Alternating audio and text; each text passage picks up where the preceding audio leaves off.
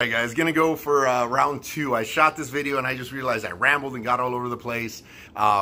Quick bicep shot for you guys. So, arm's still on point. Why are we failing at our diets, or why do we usually fail at our diets, or why do most people usually fail at their diets, is the reason I'm gonna make this video. And the reason I'm making the video is actually I was cleaning out my phone and I found this picture of me from 13 months ago. And then over the summer, I got back into shape, but I had ballooned up to about 250 pounds. I'm slightly about 220 right now, at a little over 6'1". So, you know, I'm 30 pounds lighter, obviously, you know, fat, but, and you know, I look kind of really heavy in the picture. It's not the most flattering picture. It's not the best angle. Was I still working out? Yes, of course, but I was just eating a lot. I tend to, I have a binge eating disorder, and, fortunately, this year, haven't had a single issue with it. I've got my anxiety much better under control. So I had let work get to me. Just because my life at home was great, but work, really, just the work stress that was put on me was just a lot. And I wasn't sleeping very well, so I wasn't getting up in the morning to do my cardio. I was just stressing. So, you know, I would eat my protein, but man, you know, I just needed some comfort food. I didn't feel good, so it just made me feel better. So, you know, I'd go to the snack machine, get those chocolate covered donuts. I'd come home because, you know, I wasn't planning all my meals. I wasn't getting up early like I usually did and get all, you know, my whole day was full of stuff and take it with me to work. And, you know, so I'd come home really hungry and then I'd eat some more, and I'm talking, you know, just a box of cereal. I would literally sit down in front of the TV, start watching, because it would make me feel good. And that's the thing, is food makes you feel good. That, I mean, it tastes delicious, especially carbs. And, you know, the way they affect you chemically in your brain is a lot like, you know, they hit the pleasure centers just like cocaine does it, or crack. It's just, it really is that addicting to your brain. It hits the same spots that those do. So I had fallen off the wagon, and you know, I did go to get back in shape over the summer. But why? I had the support at home. Kim stayed on her diet despite, you know, watching me. She didn't want to add to my stress. She knew I was going through a hard time, and she was very supportive of everything. So you know, I'm very thankful that I have her. And I'll be honest with you, I didn't really notice. I tend to wear really loose shirts. Like, this is a 3XL. Everything I wear is pretty loose.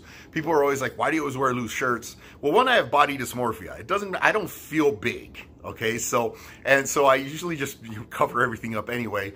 And, you know, it's not like anything was getting, you know, felt really much tighter. And then I still had all this clothing left over from when I was really big before and I got divorced. So, you know, I was just like, oh, these pants are, and I'll just move on to these pants. So I should have gotten rid of that, because I would have been the first thing. But before I knew it, I did not look my best. And why are we failing at that? And a lot of it has to do with, you know, a lack of support. A lot of it has to do with, you know, breaking the habits. A lot of it has to do with just giving in. I mean, I gave into it. It fell into a pattern. It was my daily pattern to come home, snack on something that wasn't good for me. If I was going to go to the gym, I went to the gym, but again, wasn't sleeping very well, so I wasn't pushing myself as hard as I should. So, I mean, I still was working out, so I still had muscle under there. The thing is, I just lost the fat. And when I've been helping out people for years now, with helping them lose weight, and one of the key factors I can always tell that is going to lead to a person's lack of success is I'm barely going over stuff and they're already asking me about cheat meals. I can 100% now, I know this person's not going to be successful. If you go to a financial planner and you're trying to consolidate your debt and, you know, restore your credit, and you know, he's saying this is what you're going to have to cut back on, you know, this is, you know, the allotted minimums, this is, you know, he's laying everything out for you. And you're like, so when's my splurge day? He's like, what do you mean? Yeah, the day I get to go to the mall and just, you know, buy shit I don't need. Because let's be real, you don't need cheat meals. You don't need cheat days. Like, cheat days in the slightest. You don't need cheat meals. Am I saying I'm completely against them? No. Kim and I are going to have a cheat meal this Sunday. We're very excited about it. Planned it last weekend. And that was because we haven't had a cheat meal all year. It's July. We have been, straight up keeping to our diet all year. So, and we were waking up every morning. But man, we were just tired. Like, I would look at her and I'm like, I don't even want to gym. Like, I don't want to do this. I just want to go back in bed. But, we'd get up and do it. And finally, I was at the gym and they kept having pizza commercials. I'm like, you know what, next weekend, let's watch some horror movies, order some pizzas. We'll do that. And we've been, kicking ass in the gym. We're looking forward to this. So we're earning this cheat meal. We're going to enjoy the cheat meal. Okay, it's not a cheat day, cheat meal. But there are occasions where you do. But when you're looking at it calorically, if you're having a cheat meal or even a cheat day, which is just horrible, I do cardio 8 times a week. So if I was to eat a pizza on the weekend, all the cardio calories I burned during the week, I negated by eating that pizza, a meat lover's pizza. Gone. I have completely sabotaged it. It's like trying to put the financial planners like this is, and then, I spend it, and then I'm like, why is my account at zero again? Or why am I still in debt? Well, because you're spending. You're doing stuff you're not supposed to do. So one of the biggest, failing factors is ourselves. We tend to, we're really motivated when we start the diet. We start seeing some really good results, and then we're like, well, I earned this. So, I earned a cheat meal, and we're usually pretty good about that cheat meal. And then it's a cheat day, and then it's like, oh, it won't matter if I cheat during the week, and then it won't matter if I cheat this day. And then, if you're like me, if you fall into the binging disorders, it can easily go from a box of Oreo cookies to boxes of Oreo cookies to some ice cream to just, eating yourself to into a food coma on the couch. So you really need to be careful or cognizant of that. Develop a proper eating pattern. Make sure you're properly planning your meals. You have your meals there. You're not reaching out and, just saying, oh, you know what, I'm going to eat this because I'm hungry. Don't have the tempting foods around. I stopped buying Oreo cookies and stuff like that. Albertsons, they always got good deals every now and then. $1.88 for, a box of Oreo cookies, $1.88 for a box of Wheat Thins, $1.88 for a box of Cinnamon Toast Crunch or cereal. And man, I'll sit in front of the TV and I could eat that entire thing of Cinnamon Toast Crunch cereal. The entire thing. Not even with cereal, I mean with milk. Just spoon it into my mouth. Not even spoon it, I'm sorry. Just with my hand into my mouth. So I stopped having the temptations around me. If I am feeling like I might break, I've got, the closest substitutes. I've got, MRE bar, which, I mean, by the way, these are freaking delicious. So, it keeps me, if I'm about to, boom, I can get that, or they have the breakfast bars too. And they come in, there's like 20 different flavors now. If you combine, the different varieties, I think there's 8 of these and like 12 of these at least.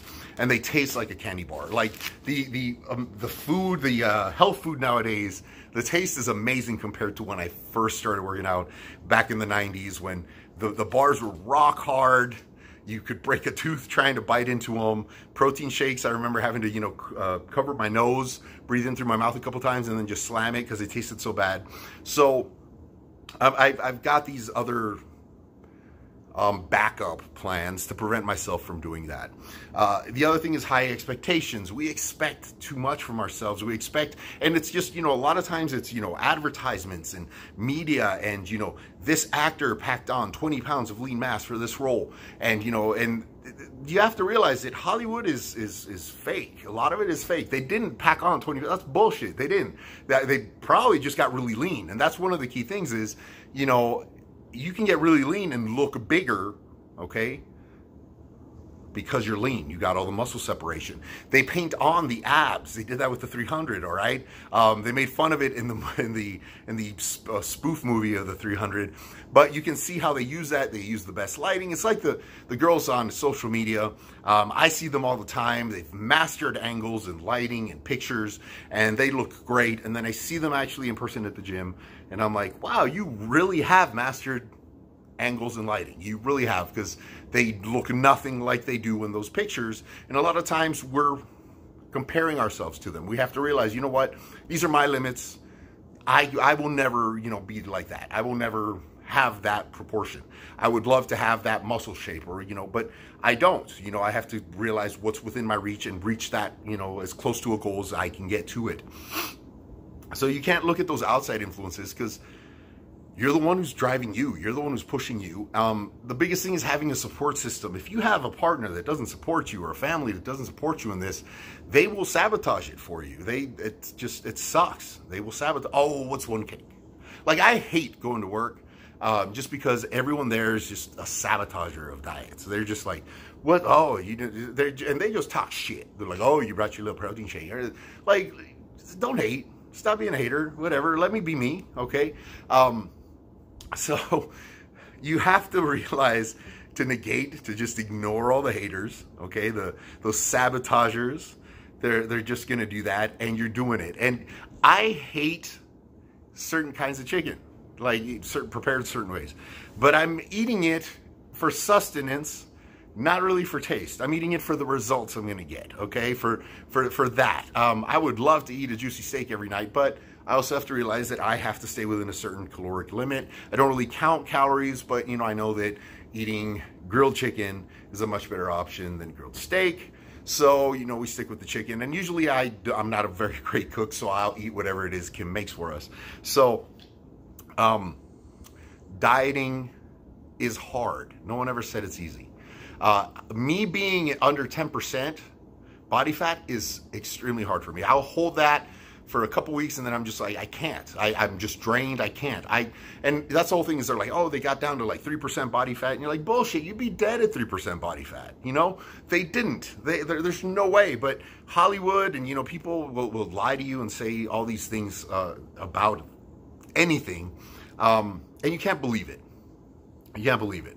So be patient with yourself. Be patient with the results. Don't let work get to you. Identify any weaknesses you may have and try to address those. If mine was being caused by anxiety, I had to address the anxiety issue and go to a doctor for that and say, hey, you know what? Once I got my anxiety under control, my cravings for foods that would calm my anxiety or give me that feeling of wellness went away. Because here's the problem with, I would cheat on my diet, and then I would feel really bad about myself, and then I would hate myself, and then, I would get down on myself, put myself down. And that's just a horrible cycle to live in too. It's not about that. And it's not about walking around, looking like a marble statue, because again, it's not healthy. All right, there's a big difference. The bodybuilding physiques that you see on stage, that's not healthy in the slightest. Those people are dehydrated. They've taken diuretics. They're on God knows what kind of other substances to look that way, and it's not good for your body. You have to realize that you have to hold a certain amount of body fat for your body. But it's about feeling good in the body you have. And that's the key. And don't ever hold yourself to that. Don't be like, oh, I don't look like them. I'm not good enough. It doesn't fucking matter. You look better than you did. That's the key thing to do, and keep doing, and not set yourself up for that whole other failure. And again, guys, like I said, you earn cheat meals.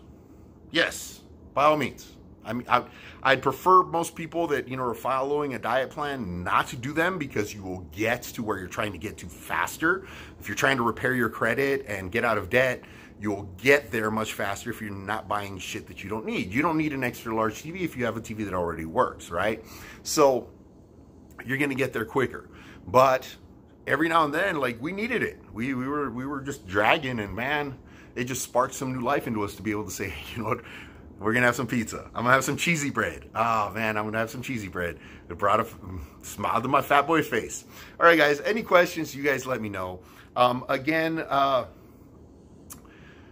don't be too hard on yourselves. But, and when I'm saying, you all, I'm not specifically saying you, I'm generalizing. But, I've legit looked, and, there's hundreds of people I've helped. Never charged a dime. Never charged a dime to anyone. And I catch shit for this all the time from actual trainers and stuff, because they're like, if people aren't paying, they're not going to appreciate it. And I realized that, at first I was like, oh, you know what, I'm not trying to take your business. I'll send them your way if you want to train them. I'm not training anybody. I'm giving them nutritional or, some kind of, bare minimum diet advice. But if you go to a financial planner and you pay him to manage your money, you're going to adhere to it more than if you go to a financial planner and he just gives it to you. And no financial planner is going to give it to you for free, but you know, that's the whole point, is if he gives it to you for free, then you'll go home and you're like, well, you know, you commit. If there's a monetary thing, you commit. I'm not going to charge you guys. I'm not saying I'm going to do that, but that's my take on it. I had to reshoot this video. I was all over the place. Hopefully I'm not as all over the place this time. I hope you all have a great weekend. Hopefully someday we'll return to normal. I'm just glad the gyms are open again. Missed the gym. I like the machines. Not that, you know, the bands weren't working out. I was doing great. But man, my garage gets hot. Real hot. And it was hard to get through those workouts because it was like a sauna in there. All right, guys, y'all have a great one. I'm out.